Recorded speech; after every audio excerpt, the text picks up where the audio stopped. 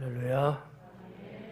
찬양 맨 마지막에 하루하루가 또 새롭다는 가사가 마음에 콱 꽂히네요. 하나님은 언제나 우리와 함께 하시는 좋으신 분이심을 믿을 수 있기 바랍니다. 우리 서로 인사 나눌 때 하나님을 최고로 사랑합니다라고 인사하겠습니다. 하나님을 최고로 사랑합니다.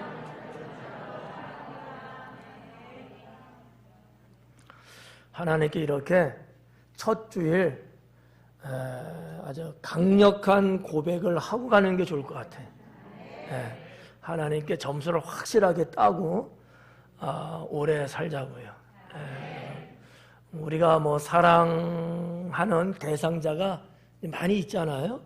있지만 그 중에서도 하나님을 최고로 사랑하는 그러한 저와 여러분 되기를 축원합니다. 오늘 말씀은 주보에 나갔듯이 삶을 풍성케 하시는 하나님, 2022년 우리에게 주신 표 말씀, 그 말씀을 갖고 함께 은혜의 시간을 갖고자 합니다. 2022년 새해는 시작되었습니다. 우리 모두는 똑같은 선에서 출발을 했습니다. 달려갈 거리가 똑같고요. 또 주어진 시간도 똑같습니다. 어느 누구가 뭐 이렇다 저렇다 불평할 만한 것이 하나도 없다는 얘기입니다. 뭐 누구는 뭐 더 좋은 환경에서, 누구는 더 좀 뭐 어떤 뭐 조건에서 그게 없다는 거예요. 우리는 다 똑같이 지금 2022년을 출발을 했어요. 그러면 우리는 너나 할 것 없이 다 이 믿음의 경주를 완주해야 되고 또 하나님이 기뻐할 수 있는 그러한 테이프를 끊어야 합니다. 목사인 저부터 여러분에게 이르기까지 주어진 삶을 심차게 살아가야 될 것이고요. 하나님께서 정하신 규칙을 따라야 할 것입니다. 선한 경쟁을 해야 될 것이고요. 또 때로는 힘들어하고 뒤로 처진 믿음의 형제자매들을 붙들어 주셔야 될 거라고 믿습니다. 우리의 하나님께서는 1등만을 보시지 않습니다. 삶의 내용도 보신다는 것을 결코 잊지 않기를 바랍니다. 세상의 논리하고는 다르다는 얘기예요. 세상은 최고만 칭찬하고 1등만 상 주고 막 그러잖아요. 근데 하나님은 그러지 않습니다. 이제 삶을 풍성케 하시는 하나님 앞에서 우리는 어떻게 살아가야 할 것인가를 저는 여러분께 전하면서 여러분들은 하나님의 은혜에 풍덩 빠질 수 있기를 바랍니다. 자, 그러면 첫째로 믿음으로 행하자. 삶을 풍성케 하시는 하나님이 여러분의 하나님이라는 것을 믿는다면 여러분은 올 한 해 믿음으로 행하며 살아갈 수 있어야 됩니다. 하나님이 보시는 영순위가 믿음이거든요. 우리에게서 보고자 하는 부분들이 적지 않게 많이 있어요. 그러나 그 중에서 최고를 꼽는다면 믿음이다라는 거죠. 믿음이에요. 생김새 아니에요. 가지고 있는 스펙 아닙니다. 자랑할 만한 재력이나 능력이나 지력 아닙니다. 하나님은 믿음을 보십니다. 저는 늘 저의 마인드 가운데 하나가 뭐냐면 우리가 인생을 사는데 어느 기간 동안에는 어느 연령대 어느 순간에는 스펙이라는 것을 상당히 중요하게 여기고 그것 때문에 정신없이 살아요. 예를 들어서 학창시절 때 공부 잘해야 되고 1등 해야 되고 뭐 남들보다 뛰어나야 되고 막 이런 경쟁 구도가 있잖아요. 그러나 인생은 그것으로 성공이라든지 행복을 가늠하지 않습니다. 더군다나 하나님은 그게 별로 의미 없어요. 그보다 더 중요한 게 뭘까요? 믿음입니다. 신앙이에요. 저는 그런 의미에서 너무 우리 하나님께 감사하고 또 목사로서 성도들을 케어하고 인도하는 데 있어서 그 자체가 저는 능력이라고 믿습니다. 제가 우리 성도님들한테 전해줄 수 있는 수많은 말씀 중에 그 믿음을 최고로 여기신다는 것이 저는 늘 뿌듯하고 그 한마디에 저는 용기를 얻고 어떠한 성도일지라도 우리 성도들이 어떠한 상태에 있을지라도 지금은 어떠한 힘들고 어떠한 고배를 마신다 할지라도 저는 거기에 절망하지 않고 얼마든지 하나님 앞에서 가능하고 얼마든지 하나님의 은총과 축복을 받을 수 있다. 세상이 보고 사람들이 이야기하는 그런 인생하고는 전혀 다른 그러한 삶을 살아갈 수 있다 라고 저는 믿고 전하고 있습니다. 야고보서를 보니까 믿음은 행하는 것이라고 말씀하고 있습니다. 그렇죠. 그래서 믿음을 행함이라고 하는 것을하고 연결이 되어지지 않으면 그 믿음은 죽은 것이라고 성경은 말씀하고 있거든요. 그래서 첫 번째 말씀이 믿음으로 행하자. 믿음은 있는데 행하지 않는 분들이 있어요. 그런 경우들이 있거든요. 그건 의미 없다. 하나님이 우리에게 믿음을 주셨을 때는 장식용으로 주신 것 아니다는 거죠. 사용하게 하기 위해서 주셨다는 거죠. 왜요? 하나님 나라는 믿음으로 가질 수 있는 나라고 믿음으로 쟁취할 수 있는 나라라는 거죠. 네. 하나님 나라는 그렇기 때문에 믿음으로 행한다는 것이 대단히 중요하다라고 하는 얘기입니다. 네. 여러분 자기 자신을 보면서 우울해하거나 때로는 열등감을 갖는다거나 그럴 필요가 전혀 없다는 거예요.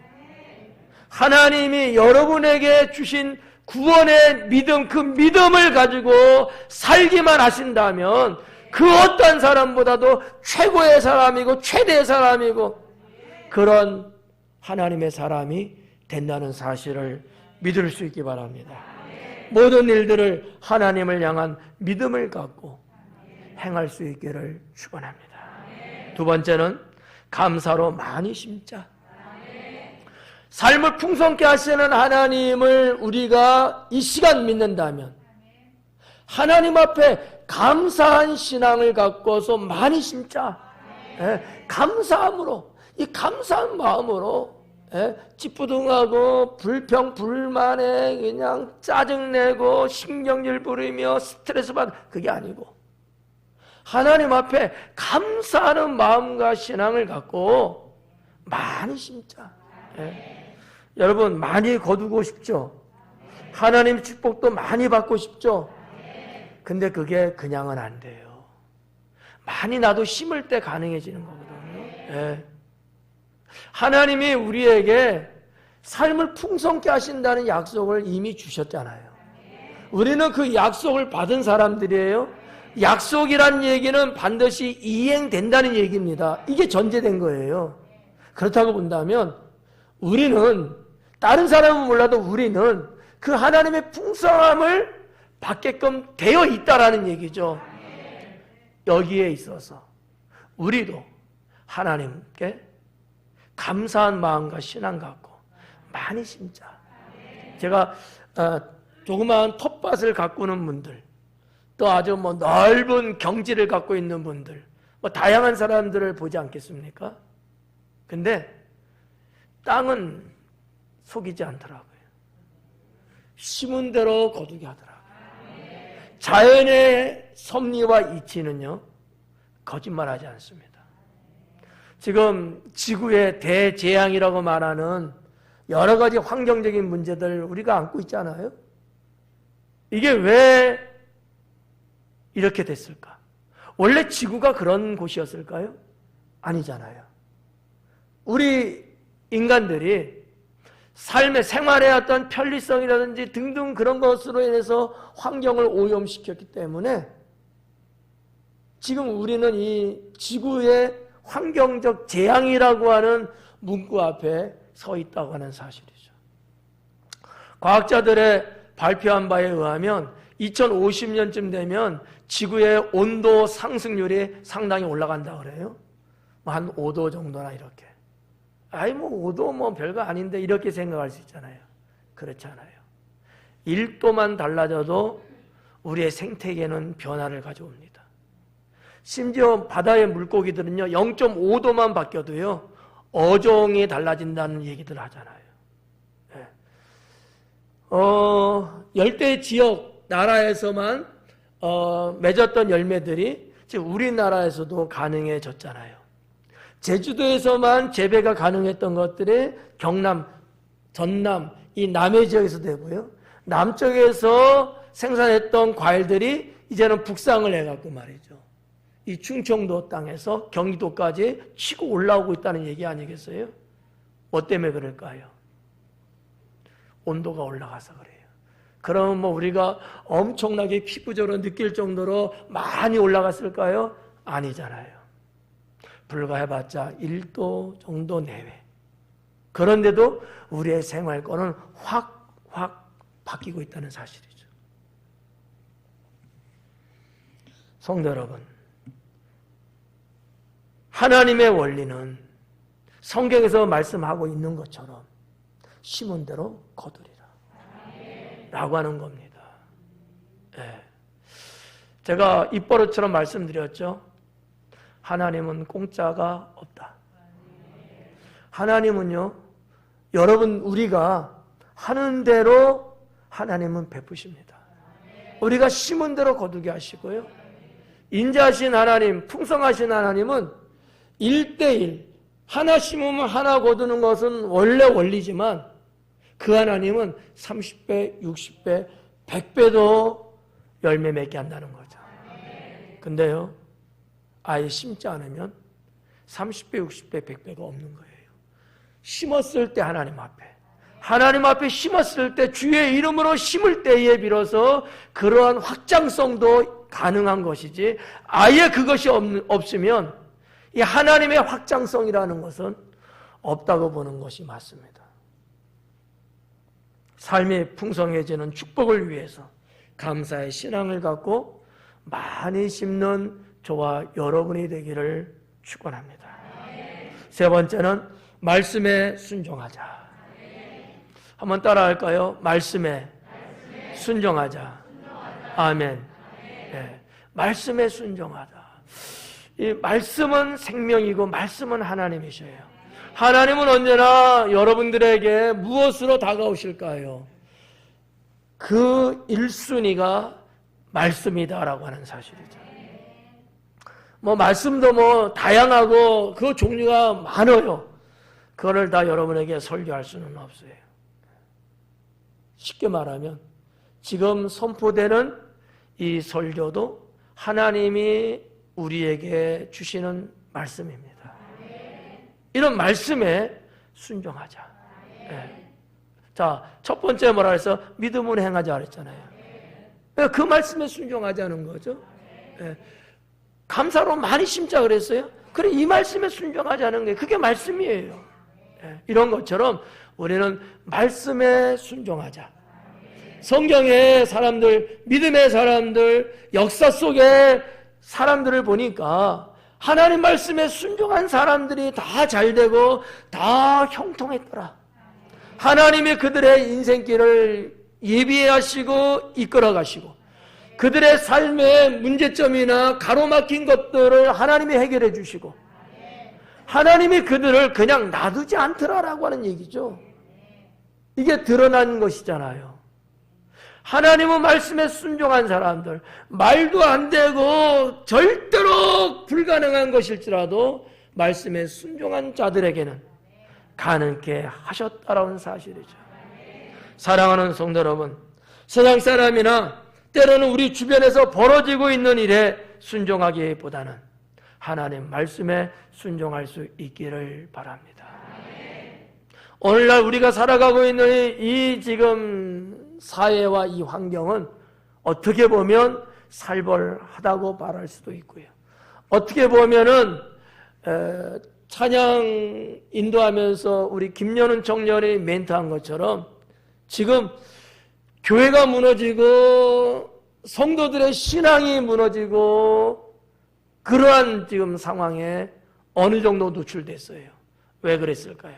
왜 그랬을까요? 그들이 세상 말에 귀를 기울이고 있기 때문입니다. 세상 사람들이 요구하고 세상 사람들이 주장하고 세상 사람들이 강력하게 이야기하는 그 말에 순종해서 믿음을 내려놓고 예배를 내려놓고 교회를 내려놓고 결국 어떻게 될까요? 다시 돌아오기는 쉽지 않습니다.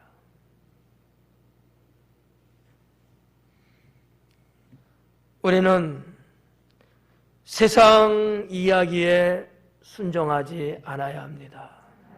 하나님 말씀에 순종해야 합니다. 저는 여러분들이 그러한 신앙인으로 살아가기를 축원합니다. 뿐만 아니라 목사의 인도, 목사의 양육, 목사의 가르침에 대해서도 여러분 순종하셔야 합니다. 이게 참 어떻게 보면요, 낯뜨거운 거예요. 내가 목사인데 목사의 그와 같은 인도에 순종하라는 게 이게 강철 심장 같지 않으면 어려워. 저는 철의 심장을 가진 목사라서 당당하게 이야기합니다. 여러분이 신앙생활 하는데 여러분의 영혼을 이끌어가는 목사의 선포된 말씀에 순종하지 않는다면 이거는 신앙이 없는 거라고 봐도 틀림없어요.